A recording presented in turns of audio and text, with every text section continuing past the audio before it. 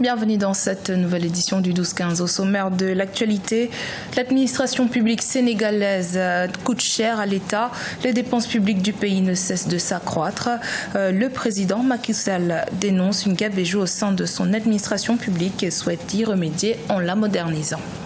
En mars dernier, le gouvernement togolais a lancé un plan national de développement prévu jusqu'en 2022. Ce programme vise à transformer l'économie togolaise pour bénéficier à l'ensemble des couches sociales du pays. Et puis, découverte de l'entreprise Vélo du Nil. Sa spécialité, les sports aquatiques qu'elle s'emploie à promouvoir en plein centre du Caire. Elle a ouvert ses portes pour la période estivale. Mais tout d'abord, l'Assemblée nationale togolaise a adopté mercredi 7 août une nouvelle loi qui restreint la liberté de manifestation publique au Togo, officiellement pour des raisons de sécurité. Désormais, les réunions et les manifestations pacifiques sur la voie publique et dans les lieux publics ne pourront plus se tenir avant 11 h et au-delà de 18 h.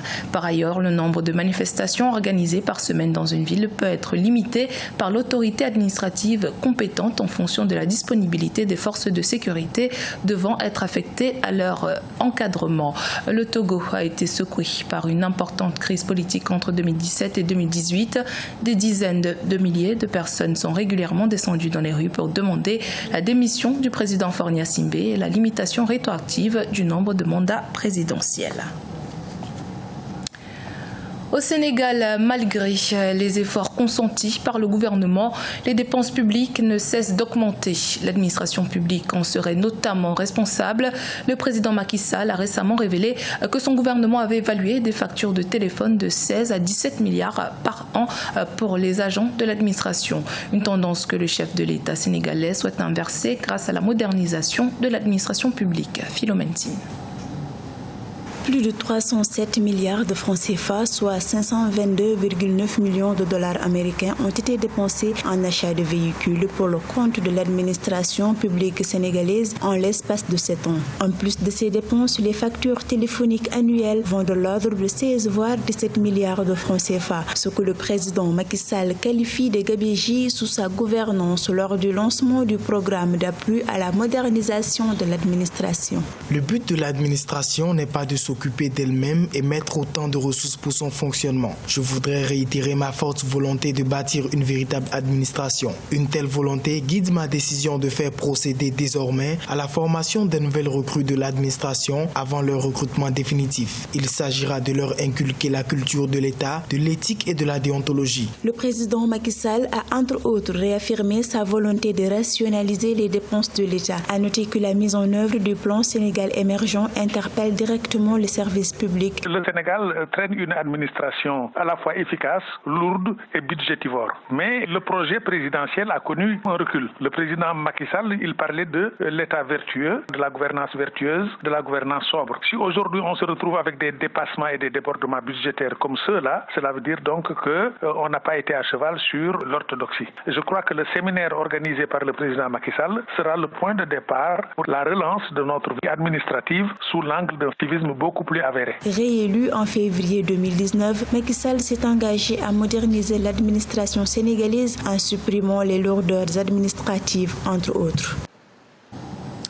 Dans l'actualité également au Burkina Faso, le général Gilbert Diendéré a comparu une dernière fois après la plaidoirie de ses avocats devant le tribunal militaire ce mercredi 7 août.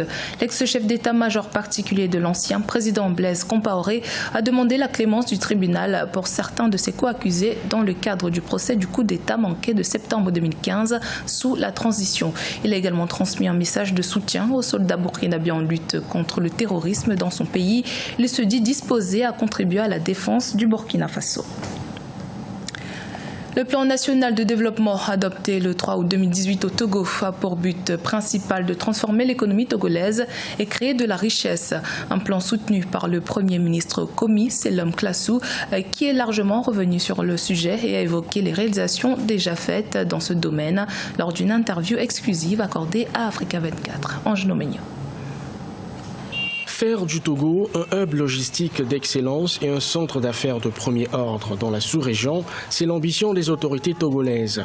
Et pour ce faire, elles misent sur le plan national de développement lancé depuis le 3 août 2018 au Togo.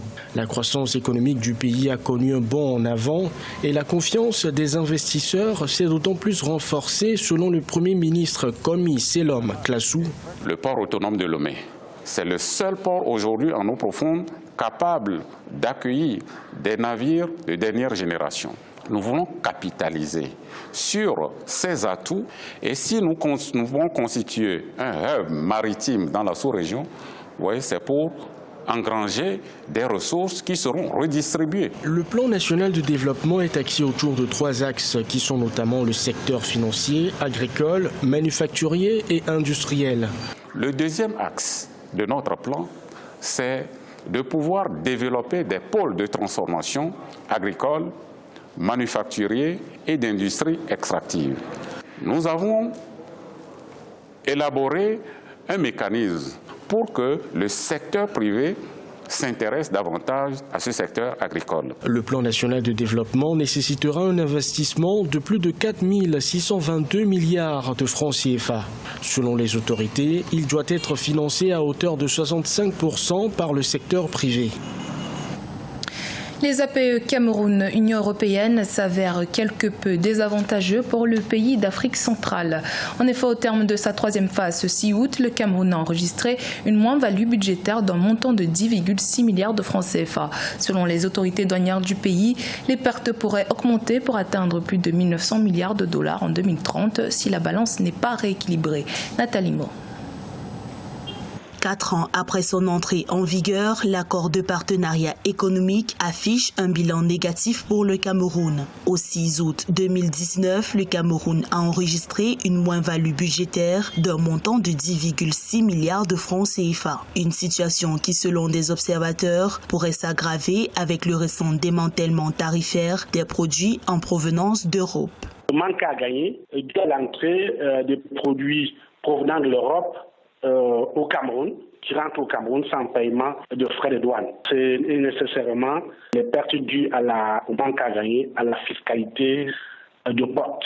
Des experts pensent que les termes actuels de cet accord pourraient être désavantageux pour le Cameroun. Les autorités camerounaises estiment à 830 milliards de francs CFA les pertes en recettes douanières en 2023 et 1907 milliards de francs CFA en 2030. Il s'agit ici de compenser les pertes enregistrées dans la fiscalité de porte par, n'est-ce pas, des gains enregistrés au niveau de la fiscalité interne.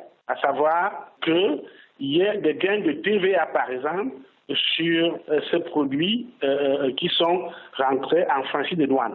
Alors, deuxième chose, pour équilibrer ou pour amortir ce choc, c'est de pouvoir booster les exportations du Cameroun vers l'Europe. L'accord de partenariat économique est entré dans sa 4e phase le 4 août 2019. De nouvelles exonérations de prix entre le Cameroun et l'Union européenne vont s'appliquer sur les carburants, le ciment et les véhicules notamment.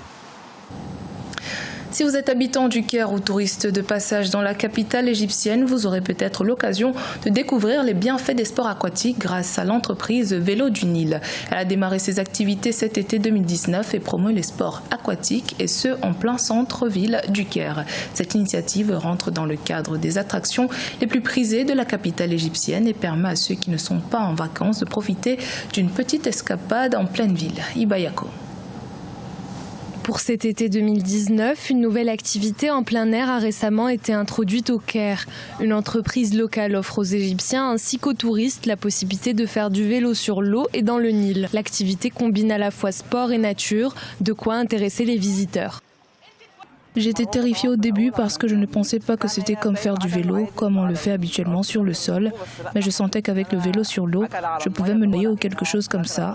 Mais ça s'est avéré être facile et même amusant. Un vélo équipé de flotteurs pour son utilisation aquatique, c'est l'idée de Mahab Ahmed, fondatrice de cette entreprise. Passionnée par le sport, son projet a pour but de promouvoir les sports aquatiques en été. principaux problèmes auxquels j'ai été confrontée étaient liés à la nature du Nil lui-même. Nous l'avons essayé à la fois dans le Nil et dans la mer. Tout s'est bien passé dans les deux cas. Il n'y a eu aucun problème, mais le courant peut être fort un jour et moins fort l'autre jour. Et c'est le seul défi auquel nous sommes confrontés. L'entreprise facture 100 livres égyptiennes pour une demi-heure de vélo aquatique. Grâce à cette activité, les cyclistes égyptiens ne seront plus obligés de s'arrêter au bord de l'eau. Ils peuvent continuer leur promenade avec les eaux calmes du Nil comme toile de fond. C'était le journal de la rédaction. Merci de votre fidélité. Dans un instant, une nouvelle édition de l'actualité sur Africa 24.